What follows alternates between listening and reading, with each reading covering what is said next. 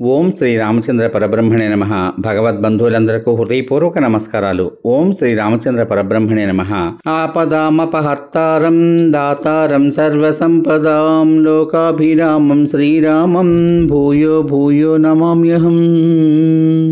ఓం శ్రీ రామచంద్ర పరబ్రహ్మణే నమః. శ్రీ వాల్మీకి రామాయణం 3వ కాండము అరణ్యకాండము అందలి 41వ సర్గయందలి గల 1వ శ్లోకం నుంచి 20వ శ్లోకం వరకు గల అన్ని శ్లోకముల యొక్క వచన భావసారాన్ని మారీచుడు రావణునకు హితోపదేశం చేయుట అనే కథగా విందాం.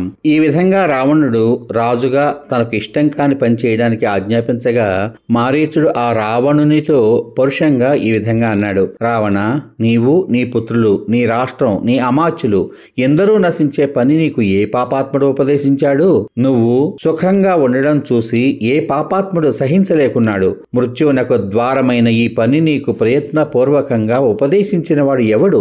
నిస్సందేహంగా నీవు శత్రువులు, అల్ప పరాక్రమవంతులు అయిన ఆ రాక్షసులెవరో నీవు అధిక బలవంతుడైన ఆ రాముని చేతిలో నశించగా చూడాలి అని కోరుకుంటున్నారు. స్వయం కృతాపరాధం చేతనే నీవు నశించవలెను అని కోరుకుంటూ హితం కాని ఈ పని చెయ్యమని నీకు ఉపదేశించిన ఆ నీచుడు ఎవడు? రావణ, నీవు అమార్గంలో వెళ్ళుచున్నప్పుడు నిన్ను అన్ని విధాలా అడ్డగించుట నీ మంత్రుల కర్తవ్యం. ఆ విధంగా చేయకపోవడం చేత ఆ మంత్రులు చంపదగిన వారు, కానీ వారిని నీవు ఆ విధంగా చంపడం జరగలేదు. స్వేచ్ఛగా ప్రవర్తిస్తూ అమార్గమును అవలంబించిన రాజును అన్ని విధాలా ఉత్తమములైన మంత్రులు నిగ్రహించాలి. కానీ నిగ్రహించడానికి తగిన నిన్ను నీ మంత్రులు నిగ్రహించడం లేదు.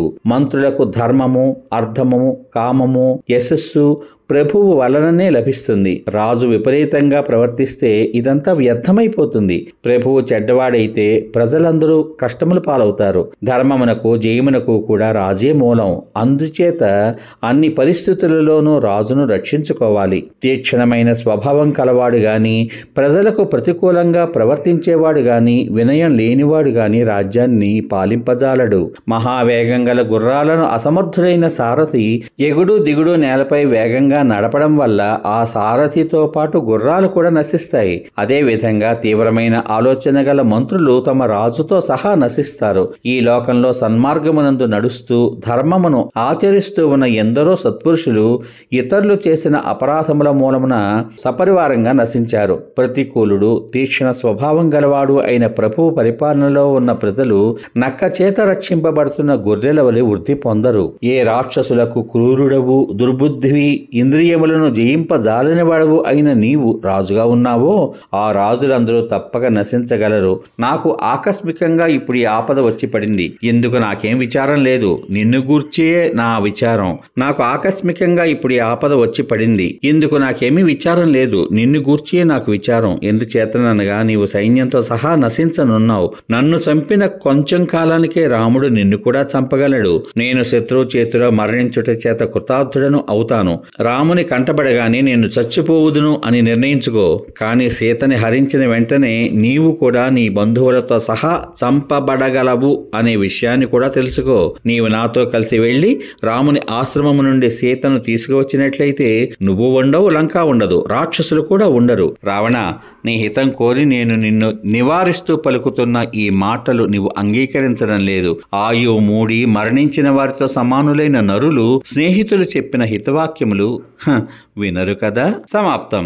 ఇంతవరకు మీరు శ్రీ వాల్మీకి రామాయణం 3వ కాండము అరణ్యకాండమైనటువంటి 41వ సర్గయందలి 1వ శ్లోకం నుంచి 20వ శ్లోకం వరకు గల అన్ని శ్లోకముల యొక్క వచన భావసారాన్ని మారీచుడు రావణునకు హితోపదేశం చేయుట అనే కథగా విన్నారు. రేపటి భాగంలో శ్రీ వాల్మీకి రామాయణము అరణ్యకాండము 42వ సర్గయందలి గల 1వ శ్లోకం నుంచి 35వ శ్లోకం వరకు గల అన్ని శ్లోకముల యొక్క వచన భావసారాన్ని మారీచుడు బంగారు లేడి రూపాన్ని ధరించి రాముని ఆశ్రమమునకు వెళ్ళుట అనే కథగా వింటారు. ఓం శ్రీ రామచంద్ర పరబ్రహ్మణే నమః. శ్రీరామ రామ రామేతి రమే రామే మనోరమే సహస్రనామ తత్తుల్యం రామనామ వరాననే. ఓం శ్రీ రామచంద్ర పరబ్రహ్మణే నమః. సర్వే జనా సుఖినో భవంతు. శుభమస్తు. స్వస్తి.